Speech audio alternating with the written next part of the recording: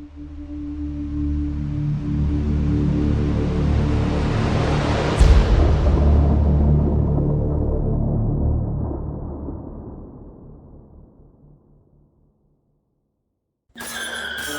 to the 2A Patriot Ranch, where freedom rings and liberty stands, no need to flinch.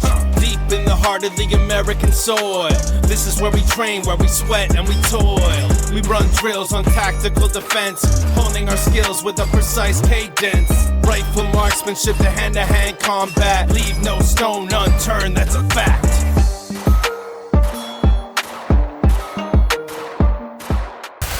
What is up, 2A Patriot Ranch family? Welcome back to the new ranch, this beautiful piece of land in the great state of Pennsylvania. We've got a special one for you. Not only do we have a review today, but we have a guest. Hey! What's going on? 2A Patriot Ranch. Yeah! You guys know my podcast partner here, Mr. Don Welch. The man, the myth. The legend? I don't know about legend. We've got a sick-ass review. The reason he's going to be doing this one for us today is he is in town for our election night podcast. We're going to be going live.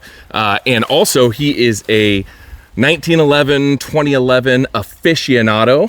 And so we are bringing you the Girsan Witness 2311. So stay tuned. All right, guys, like I said, we are back here with the EAA Girsan Witness 2311. That's Don rustling around in the leaves over there. He's too shy for this part. This is a 4.25-inch double-stacked 1911. They call it a 2311 because they wanted to be fucking different.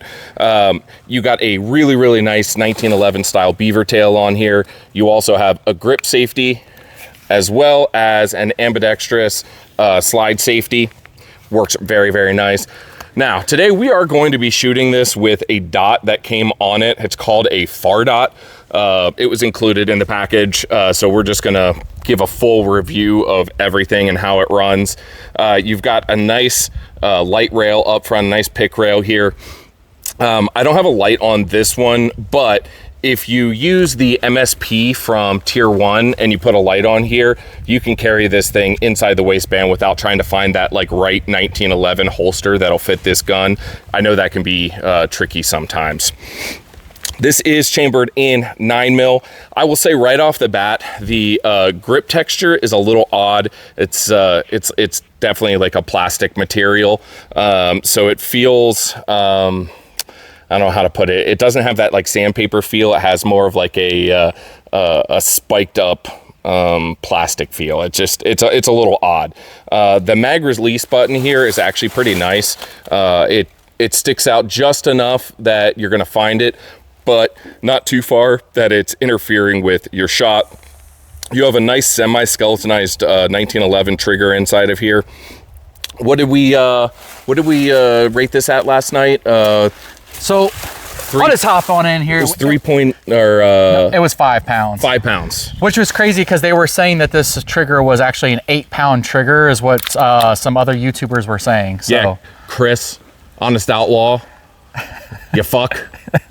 It's not 8 pounds. At least this one's not 8 pounds. Yeah, that one's not. And we lubed it up really, really good. And it's probably honestly a little bit lighter now that we've put a couple trigger pulls on it. And in case you guys need to know, if you guys put a little bit of oil right back down here in the hammer, it goes all the way down to where the leaf springs are. And I'm pretty sure that this leaf spring's like super, super hard. So it kind of lightens it up a little bit, gives it a little bit more of a crisp feel. So just in case you guys buy this and you don't know how to lighten up your own trigger, might be something good for you to do. That's a good fucking tip. These products are made in Turkey. If you are a fan of the channel, we talk about a lot of Turkish guns here. We have Canik and T-Sauce and all of them. So another Turkish gun. Check back if you're interested in other Turkish 2011 style double stack 1911s. We did do the T-Sauce B9R, the double stack version of that. So we're probably going to base some of our review and feelings about this based on that gun, because they both fall into kind of the same price point, kind of the same category, sub $1,000 double stack, both made in Turkey.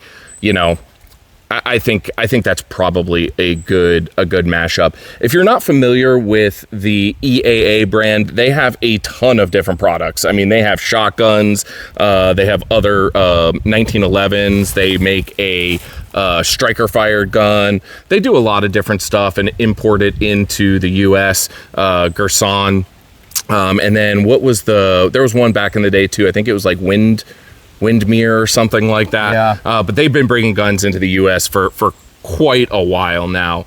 Like I said, we'll give you a little bit of a review on the Dot 2. It came like this as a complete package, but there's only one way to tell how this thing runs. Gotta shoot it. Gotta fucking shoot it. Let's go put some lead on steel, see how it runs. Did the dot go off? I think the dot already died. No way. Yeah. Yep. Dot already died. Oh my God. We're using irons.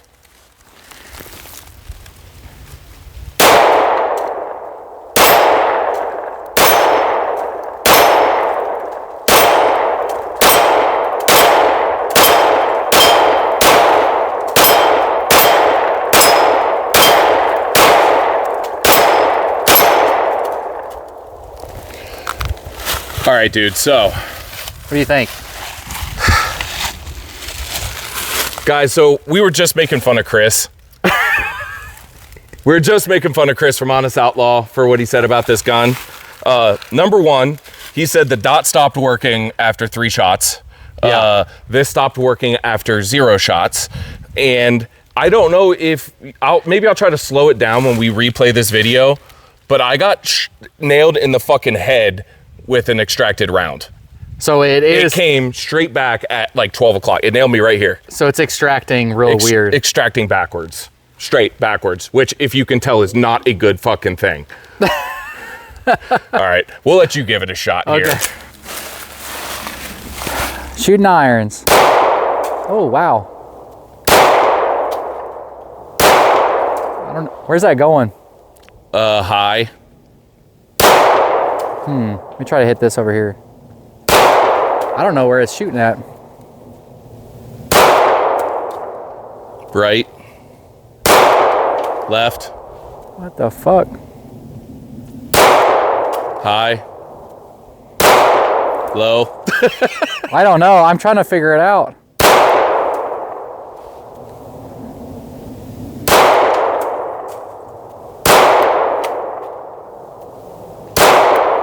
That ejection pattern is crazy. Yeah.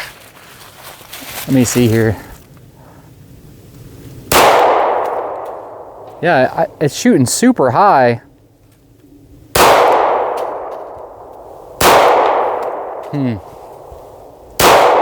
Yeah, I don't know. That's crazy. All right. I've never missed. The gun does suck, guys. I'm gonna tell you, it's not a great fucking gun. However, I don't know if you heard that there. Don did not hit a single fucking round on steel. Yeah, that's crazy. You know what it is? It's because the dots are hard. It's got no red dot on it, but then also what I think's going on here is it has a little channel here in the background for the iron sights, and then you have your front post. But the problem I'm having is typical on suppressor height sights is how I usually shoot 2011s. Mm-hmm. So I have it where my iron sights are matched, and I'm trying to find where it's hitting at.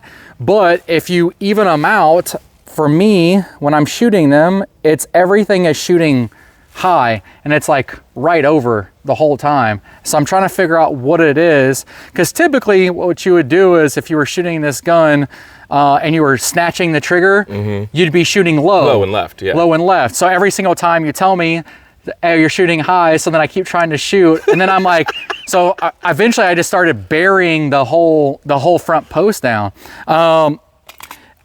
I don't necessarily know if it's the gun that's doing that or if it's just the way that the iron sights are set up. Do you want me to show you how a real shooter does it? Yeah, All right, let's see here. All right, guys. 2A Patriot Ranch, here we go.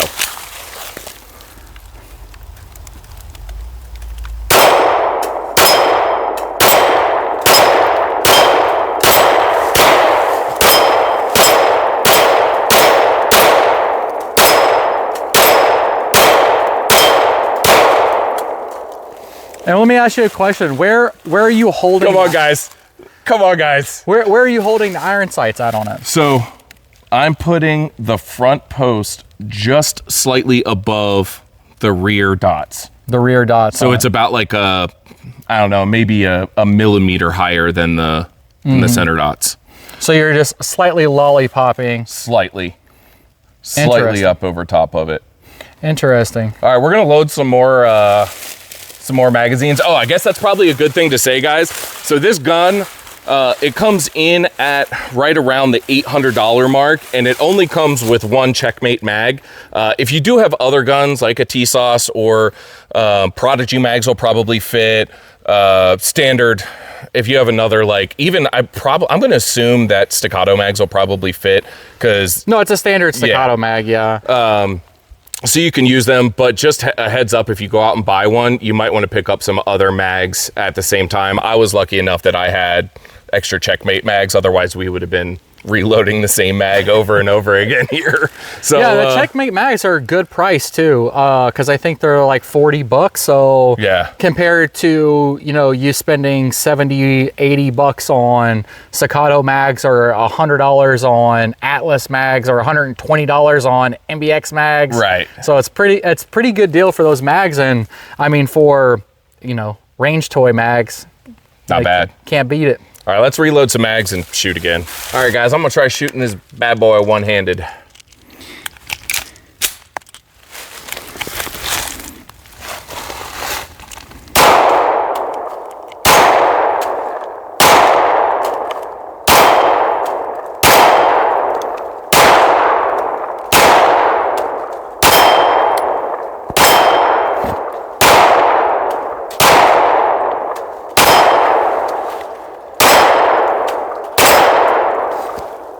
Not too bad. Not too bad, no. Yeah, so by the way, Clear. Off camera, I had to try to figure out these iron sights. So not everybody shoots the same way. So I actually had to put the front post all the way up, all the way past it to be hitting dead center. So it was very weird for me. I've never done that before. Usually it's always dead center for me. And then I obviously started hitting it, but yeah, I don't like the fucking iron sights on that gun at all. All right, let's show the channel how you really shoot here, buddy. Let's see here. Come up this way. Yeah, there you go. Nope. Nope.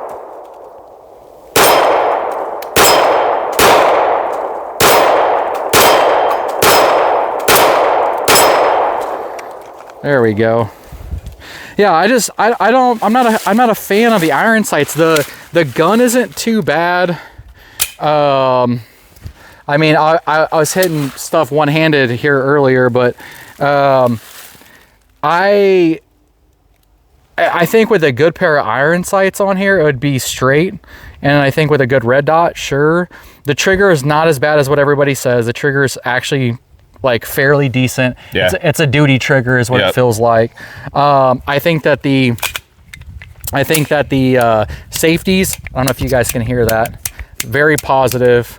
It's got a place to put a light, which is always nice. The mag well's not too bad. I mean, inserting the mag, really, really simple. It just falls right in there. I mean, yeah, I don't know. It's not bad. How would you compare it to the T-Sauce? I think the T-Sauce is better. Like in all aspects. I think this safety's probably a little bit better than the T-Saw safety. And obviously you get like a nicer magwell on the Girsan. Yep. So there's a couple things to it, but outside of that, I think that the T-Saw is a better gun. And I don't think that this gun is not accurate. I wasn't accurate with it, but also, you know, trying to figure out where the iron sights are. Everybody has a different placement. People are different height, different grips, different length of arms, everything. Yep. So, you know, but I think that the fitment on that gun is actually pretty good. Like if you guys listen to it, like, yeah, you can't, there's not really any, I mean, yeah, you can hear I think it may be the mag. It was the mag hitting it there, but yeah, you can't hear anything else. I think that it's actually pretty solid. The slider frame fits pretty good, you know. And it's not staccato smooth. No. But you know, it for what it is, I think it's pretty good. I think that if you dropped a couple $100 into this gun, I feel like it would be a pretty good gun. So that's a good question. Should they drop? All right, so this was $800. Should they drop a couple $100 into it, or possibly go with the Mac 9 or a Live Free Armory, where you don't need to put as much work into it? So I got to shoot the Live Free Armory. The Live Free Armory, in my opinion, depending on which one you get, but all the ones that I have shot, I feel like the spring is too light, where it doesn't have quite enough inertia to cycle back. So you'll see a lot of problems with that as far as cycling issues go. I think that the Live Free Armory is, because it's such a light spring, it actually feels smoother. Right. But I don't necessarily think that it is smoother. Right, I get you. The trigger, honestly, on this is just as good as the Live Free Armory. I think that the Mac is better than all of them. If I was going to do something, I'd probably buy the Mac, and the first thing I would do is polish the feed ramp. And then with this, even with this trigger, you can feel just a little bit of grit, even though it's a single action trigger. I'd probably go in and polish the sear just, you know, slightly. If you guys don't know what you're doing, don't mess with it, because you guys could have hammer follow and you don't need to be walking around with the machine gun. Very, very true. Yeah, so unless you know what you're doing, don't mess with it. You know, just shoot it out. I would say probably after 1,000 rounds of that, it'll probably work itself out. But I don't think it's a bad gun. Yeah, I would say, you know, my final thoughts on it, guys, I would say that it's probably overvalued by about $200. I think this is a $600 gun. Yeah. If you could find one, and maybe you can find one on like sale or a used one or something like that, I think at $600, it makes a whole lot more sense. Put a EGW kit into it. Yes. You know, polish it up, polish that feed ramp. Obviously, you're going to need a new dot. We can't even give a review of the dot because it's not fucking working. Yeah, that might actually be the worst dot. And because here's my real issue with the gun. So you guys can't, maybe he can show you guys a close-up picture of it, but the iron sights, the actual iron sights Watch yourself so I don't flag you here. So the actual iron sights are on the dot itself. And I just don't like that setup. I really just don't like it. And that front post, because of how the front post is, it's very hard to get to level it out or find where you need to put the front post out. So I'm just not a fan of that. I'm always a big fan of blacked out rears and a bright front post for iron sights. I don't like the fact that it has the orange. It's very fucking distracting. It is distracting. So that's my least favorite thing. Does the gun shoot smooth? Yes. It does. The ejection pattern, terrible. And I think that maybe you just need to go in and just, you know, if you know how to bend an extractor properly, because it is spring tension on all 1911s and 2011s, do it. But if you don't know how to do it, don't mess with it, because Take it to a gunsmith. Take it to a gunsmith. But yeah, I mean, I agree with you. It's probably a $600 gun. Now, if you wanted to dump in, you know, $500-600 into it, sure, you could probably get it to exactly where, you know, you could probably get it to Prodigy level. Right. But then you might as well just buy a Prodigy. Yeah, for $1,200. For $1,200. Yep. Yeah. Well, guys, that's our review of the EAA Girsan Witness 2311. It's a lot of fucking words.